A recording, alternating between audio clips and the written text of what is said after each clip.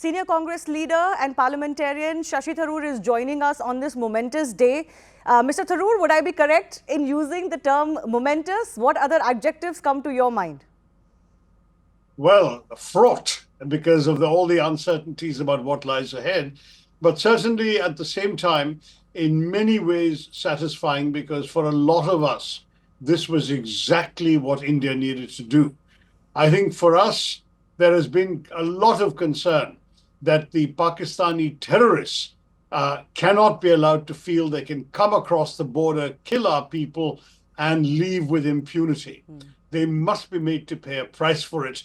And last night, our government, our army, our Air Force ensured that they would pay that price. You have, of course, already, expressed your commendation as far as the action is concerned. You've been a distinguished, diplomat yourself. What message do you think, one, it sends to Pakistan?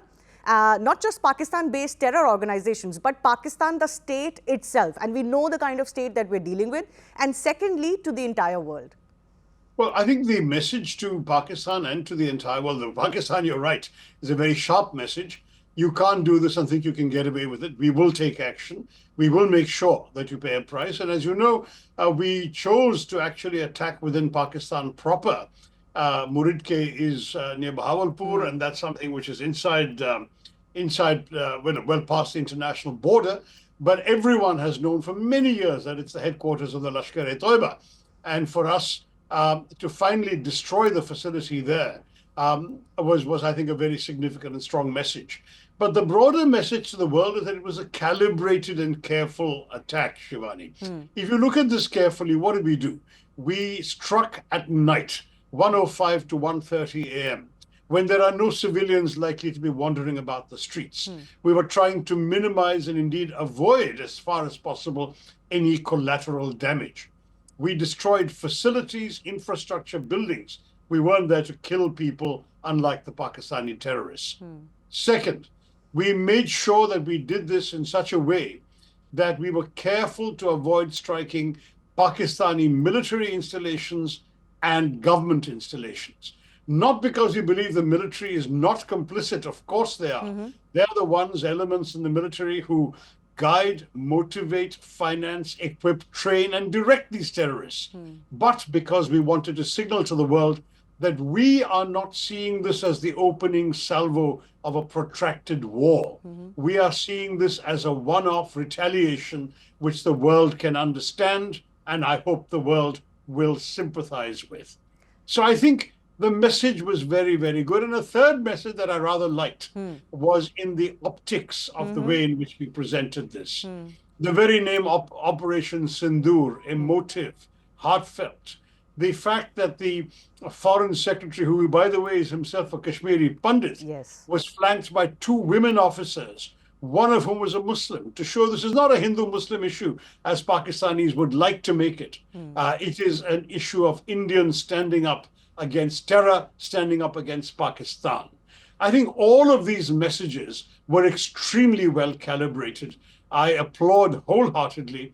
And of course, we all stand with our government and with the armed forces in their noble efforts to stand up proudly for the flag that these people tried to deface.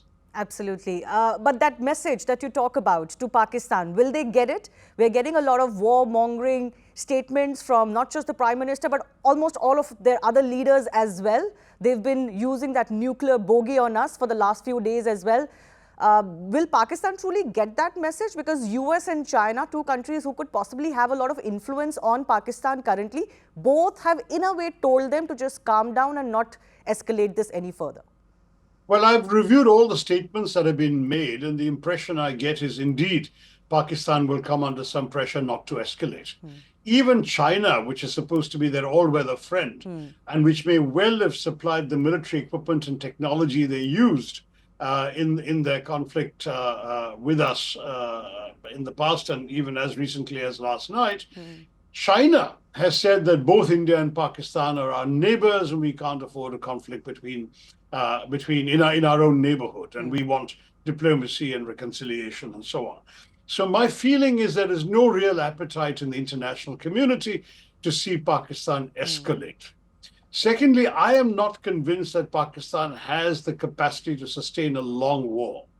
Their pride may be offended, but the truth is that if they hit us, for example, at a different level, for example, if they try and hit one of our cities or bomb another facility, we are prepared to retaliate in kind. And I have no doubt from people in the army that we are ready. So I don't think that the Indian army is in any way going to blink. Whereas I believe the Pakistani capacity, given that their economy is in the doldrums, the army itself is deeply unpopular, I don't think their capacity to sustain a long war is particularly great. So it would not be wise on their part to embark up the escalatory ladder. And I think as long as we understand this and we don't blink, we have behaved very responsibly. So I think sees that, and the world will tell Pakistan, now you guys better cool it. If indeed it is true, as Pakistan is claiming, that they have downed a couple of our jets, we have had no confirmation from India yet. But if that is true, then honor is more than amply satisfied from their point of view. If it is not true, and if that's something they want to just tell their public, that's fine too. We don't care what they tell their public, as long as we know what the situation is on this side. But to my mind, what is really important is that India does not desire to be embroiled in war. We are a country that wants to be left alone to grow in peace, to ensure the prosperity and well-being of our people, to be the success story that the world was seeing. We don't want to be once again reduced to a hyphenation with this discontented, disgruntled military regime across the border. Yeah. I want to ask you, because you've obviously seen this over a period of many decades, has the India doctrine against Pakistan or on Pakistan changed forever? You must have noticed in the aftermath of the Pahalgam attack, from Kashmir to Kanyakumari, India was one, in one voice. That's right? And our expectations have shifted dramatically. I mean, from 2017 and 2019, when the surgical strikes and the airstrikes were conducted for the first time, to now even those strikes were considered not enough. Has our mentality as a country, as a people against Pakistan shifted for good? No, I think India is very, very much united. And I think that there is no question on this matter. It's not just all the political parties are standing with the government, but the public as a whole is standing with the government. I've seen very, very little by way of any sort of dissent. Yes, there were earlier calls for some accountability, and the government has its own interest in ensuring that they get to the bottom of whatever went wrong to lead us to this position today. But that doesn't mean in any way, shape, or form that the terrorist evil designs, which included, by the way, promoting disaffection in Kashmir, ruining their economy so the Kashmiris would again turn against the rest of India, trying to keep tourists out of Kashmir and dividing Indians against each other on religious grounds. I don't think any of those objectives will succeed. And I think that we have behaved in a way that ensures that we will not just prevail in this conflict, but we will earn the world's respect in the process. Let's hope we continue exactly as we have been doing. I do have to press you, because I have you for the first time since the Pahalgam attack happened. There were some disconcerting notes from the Congress party leaders itself. And there still seems to be a constituency, call it, I don't know what you would call it, the left or whatever, that still somehow is not on the same page. There are leaders from the Congress party who've made certain pretty distasteful statements. Look, I think this is really not a time for petty politics, Shivani. I think let us focus on what is a moment of potential national crisis. Let us really stay in solidarity with each other and with the government and with the armed forces.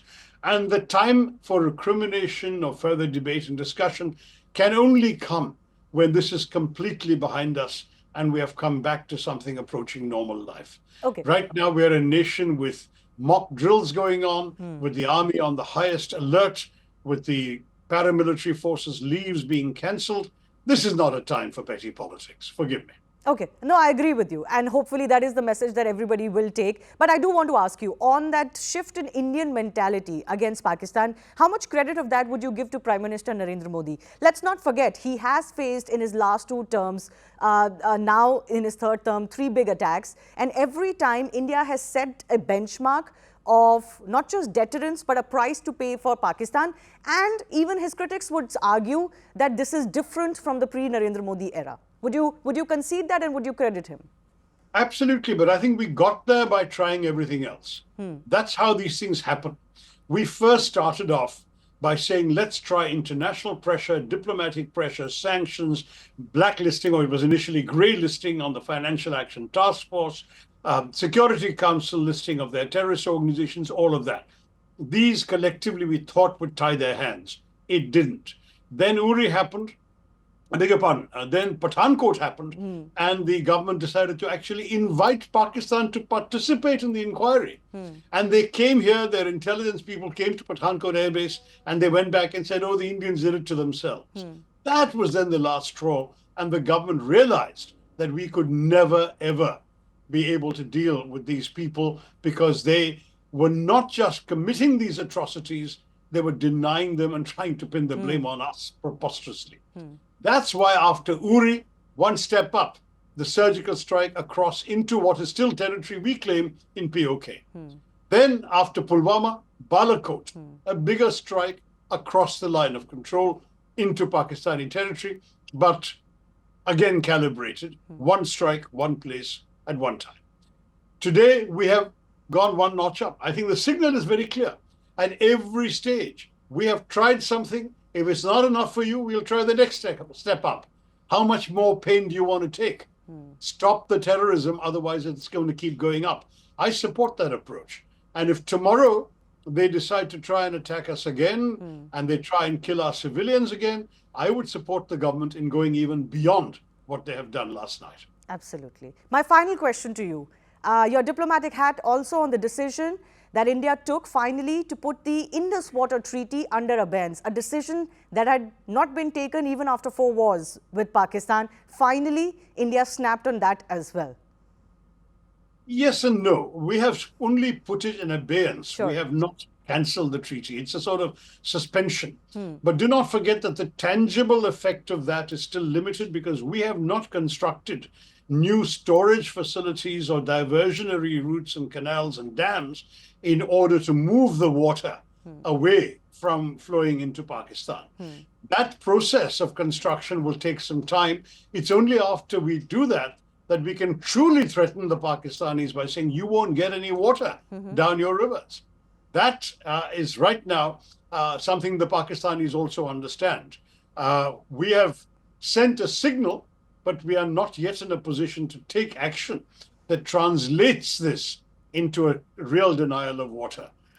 But that will come only when we start constructing facilities. But you're happy at the fact that India has finally put its foot down on this treaty? Yes, I think it's one more weapon in our arsenal, but it was a diplomatic weapon. As I said, when all this was announced 10 days or almost 2 weeks ago, I said, this is fine, but it's not enough. We need something kinetic. That is, we need something that directly hits them and hurts them. And my message was hit and hit smart. And I think India has done that last night. Now I am more satisfied. Okay. Satisfied, but also, of course, as you started this interview with, we have to be a little bit concerned and wary of what follows next as well. But I look forward... Like our armed forces, Shivani, we should all be on alert. Absolutely. Be on alert. Thank you, Shashi Tharoor. I look forward to having you on CNN News 18 again. Thanks a lot for your time. Thank you.